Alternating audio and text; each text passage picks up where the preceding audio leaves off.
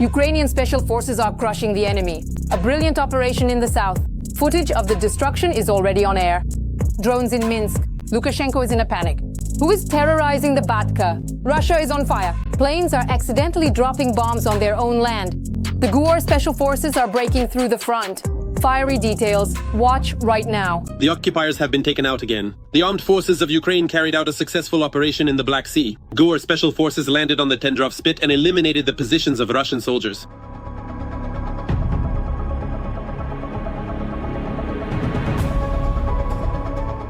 As noted by the GUR, the Ukrainian flag was raised over the island. The operation was carried out without any losses on the Ukrainian side. And also, the Ukrainian armed forces thwarted another enemy attack in the Orikhiv direction. The Russians tried to break through the defenses, but suffered significant losses within a few hours. It's no coincidence that the occupiers are trying to escalate tensions in the Zaporizhzhia direction. In my opinion, this tactic has several components. The first is foreign policy. This is a signal to the United States and Ukraine that the Russian Federation considers the Zaporizhzhia region as, well, territory fully controlled by the Russian Federation according to the decree of the Russian dictator. The second is the so-called thousand cuts tactic. This is the solution to a strategic objective in the western direction. At the same time, Russian troops continue to advance on the front, and over the past day, they have managed to make gains in several settlements. The military warns of the risk of encirclement near Pokrovsk and Mirnorod. At the moment, the main threat of creating an operational encirclement comes from the occupiers' actions on the flanks of the Pokrovsk front, rather than from a breakthrough by so-called reconnaissance and sabotage groups directly into Pokrovsk itself. In the direction of Mirnorod, the occupiers' main efforts are focused on taking direct control of the key location of the Ukrainian defense forces. This is the only paved road used for personnel rotation and the delivery of ammunition to Uvasra. And Russian conscripts are even attacking their own. In the past month alone, at least 5 new incidents have been recorded where Russian aerial bombs have fallen on Russian territory or on occupied Ukrainian territories. Since the beginning of 2025, at least 100 aerial bomb drops have been recorded. In addition, 3 missile crashes have been recorded. The Russian aerospace forces are essentially in a significantly worn out and degraded state. And as a direct result of this deterioration, the alarming likelihood of such unfortunate incidents occurring is only steadily increasing, growing almost geometrically and quite alarmingly. Moreover, there have been recorded cases of unplanned, as the Russians call it, separation of FAB bombs, ranging from FAB 250s all the way up to FAB 3000s, and these have occurred on Russian territory. And this means that the occupiers' outdated aircraft fleet is in need of modernization. But right now, that's the least of their concerns. Russia is launching a large-scale program to protect its aircraft at several airfields near the Ukrainian border. British intelligence has released satellite images showing the construction of shelters. First and foremost, these are preemptive actions by the defense forces of Ukraine and the main intelligence directorate of the Ministry of Defense, targeting Russian aerospace forces' air bases. It's no coincidence that, according to British intelligence, engineering works are being carried out at the Milerovo, Kursk-Vostokny, and Gvardeyskaya air bases. It should be noted that the Milerovo air base is located approximately 20 kilometers east of the Russian-Ukrainian border. The defense forces of Ukraine are carrying out preemptive strikes on Russian aerospace forces' air bases. Last night, it was loud again in Russia. Strike drones were detected in various regions. And supposedly, a drone with Ukrainian markings was shot down over the capital of Belarus. Let me remind you that earlier, in Belarus, a Mi-24 helicopter shot down a Russian drone. I do not rule out the possibility of a provocation by the Russian side. The point is that the day before, it was specifically a Russian drone from the territory of the Republic of Belarus that violated the airspace of a NATO country, namely Lithuania. They were talking about a Gerbera drone. All attempts to explain that it was lost geolocationally due to the impact of Ukrainian electronic warfare systems do not hold up to scrutiny. In my opinion, the attempt to minimize the corresponding negative effect from provocations on the borders with NATO countries was the primary reason for the incident in Minsk. I would also like to note that just in the period from the 17th to the 13th of July, there have been reports of more than 60 cases of violations of Belarusian airspace, specifically by Russian drones. Earlier, a Russian Pantsir air defense system allegedly mistakenly opened fire on a passenger plane on the Minsk-Moscow route. The airliner sustained damage. In other words, the Russian Federation is trying to escalate the situation both within Belarus itself and, to make it clear, primarily to the People's Republic of China and accordingly to the United States, that it considers the territory of the Republic of Belarus to be within its own military political sphere of influence, despite external signals from respectively China and the United States to the Russian Federation. Well, in the near future, we can expect even more provocations from the Kremlin against the backdrop of the upcoming Russian-Belarusian military exercises Zapad 2025. Shock! Putin is preparing a dirty bomb for Europe. The Kremlin is digging its own grave. Putin's final blow. The EU in the crosshairs? The countdown has begun. 6 reactors, 1 order. Russia's nuclear terrorism is becoming a reality.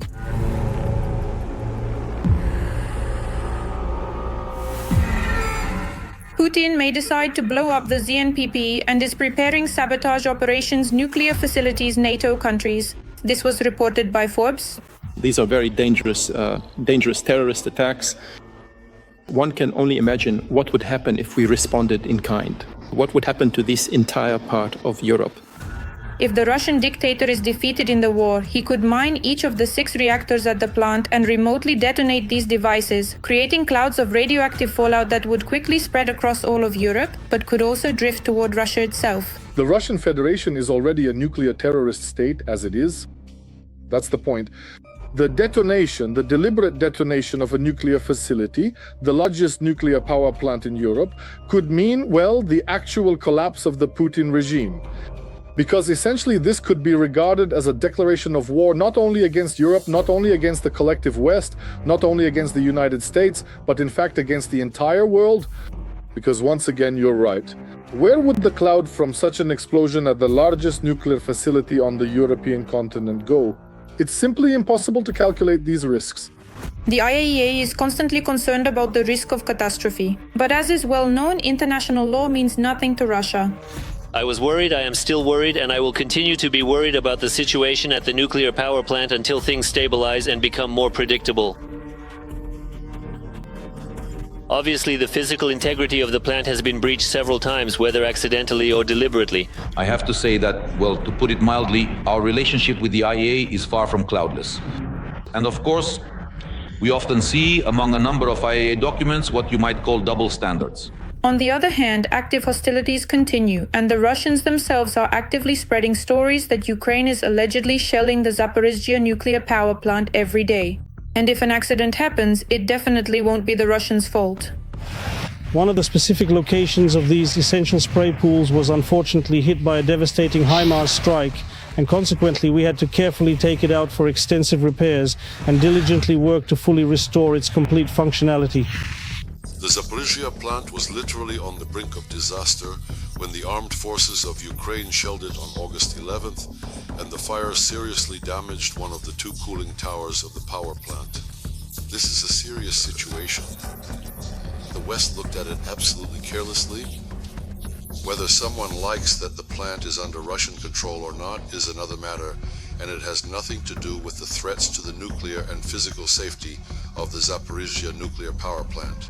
Right now, we are guarding not only the plant.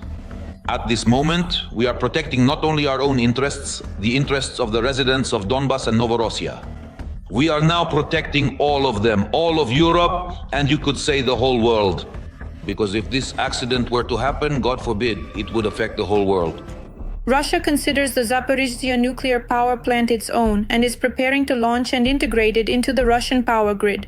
Rosneft, a subsidiary of the Rosatom State Corporation, has prepared a comprehensive multi-level plan for the phased commissioning of the nuclear power plant. And for us, there are no ambiguities there, nothing unknown to us. These are procedures we know very well. In the near future, as soon as we push the fascists back a bit, we'll have the opportunity to work here, and this will provide economic support for the Zaporizhzhia region. I believe that Mariupol and in time Zaporizhzhia with its capacities and Dnipropetrovsk, where our electricity used to go, will all work for the benefit of our country, and our plant will be very, very timely and appropriate. It's just that, yes, indeed, they faced a number of technical difficulties in order to launch it and operate it fully. But these tales that we're going to launch it now and even supply electricity to the central regions of Russia, where power is cut off by the hour, that's complete nonsense. And it's hardly realistic to do that at all. Most likely it's just another propaganda myth. At the same time, the occupiers themselves are now holding their heads in their hands. By destroying the Kakhovka HPP dam 2 years ago, they themselves blocked their own way to restarting the plant. Starting up the plant itself isn't the problem, but it will take several months to restore the substation's periphery and the high-voltage transmission towers that were knocked out by the enemy. And another critically important point, of course, is that in any given case, we absolutely need to raise the water level of the Kakhovka reservoir, because it has significantly dropped by more than 11 full meters. And the cooling reservoir does exist, it is there, but it does not contain enough water for the nuclear power plant to operate normally, efficiently, and safely. When they destroyed the Kakhovka hydroelectric power plant themselves and committed ecocide, those were just the initial consequences. Indeed, the direct consequence is that there isn't enough water in the basin, and as a result, the cooling systems of the Zaporizhzhia nuclear power plant simply cannot be fully launched. So they managed to seize it, but they can't use it. There is no doubt that Putin and his cronies are capable of committing any crime, no matter how terrible. The only way to stop this evil is to act before it's too late. The empire's deal. The US and the EU are dividing the world. Putin is in isolation. Europe is trading Russian gas for American weapons. And not just that. Trump has bought out Europe. Blackmail, money, and a strategic shift against the Kremlin. All the shocking details, watch right now. Every voice matters. Join our community, support independent journalism, and help us bring you the truth from Ukraine. Become a member of Ukraine today. Join us now. Oil, gas, weapons, and more. The European Union has signed a truly historic trade agreement with the United States. Today we're talking about trade between the European Union and the United States of America. Together, we represent the two largest economies in the world. If you look at the volume of trade, it's the largest trade flow on the planet, amounting to $1.7 trillion between us. If you consider the reach of our markets, it's a huge market, 800 million people when you combine the US and Europe. In less than an hour of negotiations, European Commission President Ursula von der Leyen and US President Donald Trump appeared before the cameras again, this time with the details of the deal. The European Union agreed to purchase energy from the United States of America for a total of $750 billion.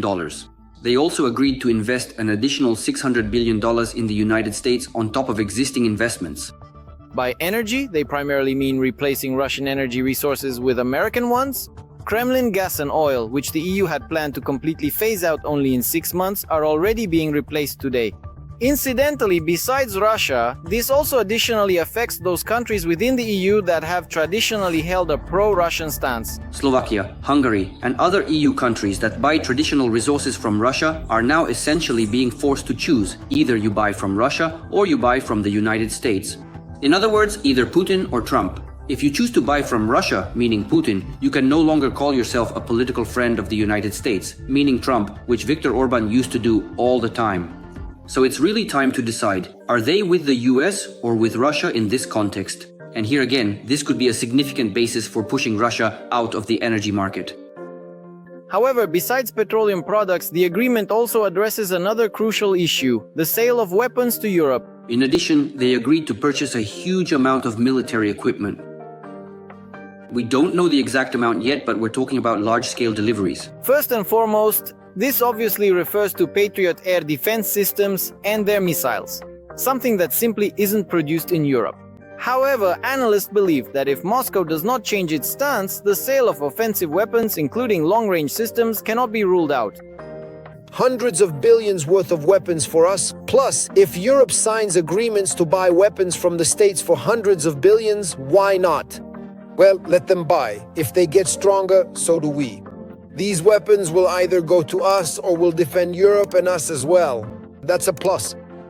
And what's important is that the US, just as it wanted, formally remains on the sidelines. Under this arrangement, Trump retains his role as a negotiator and keeps the option to participate in talks, which is obviously extremely important for him and the Trumpists. This is a component of this system of aid to Ukraine. When the US says, yes, we're not giving anything to Ukraine anymore, but we're selling to the EU and let the EU transfer it to Ukraine. So, we'll have the money. The EU will say that they're supporting Ukraine because they're providing it with weapons, and Ukraine, in turn, will actually have these weapons. So the US, the EU, and Ukraine will all be satisfied. Moreover, the agreement between the US and the EU gives Trump a good advantage ahead of his conversation with the Chinese leader. Given the established import tariff in US-European trade, it will now be more difficult for Xi Jinping to influence EU countries to sway them to his side, and as a result, he will be more willing to compromise with Trump, whose primary demand is to stop supporting Putin. We have concluded a trade agreement between the two largest economies in the world, and this is truly an important event. It will bring stability, it will provide predictability, which is extremely important for our businesses on both sides of the Atlantic. These are 15% tariffs across the board, with no exceptions. Notably, Viktor Orban was the first to criticize the trade agreement. He stated that the European Union caved in to the demands of the United States, tactfully omitting who he himself caved into many years ago, and has not changed his position since. That's all for now. For more breaking news from the front, tune in to our next episode.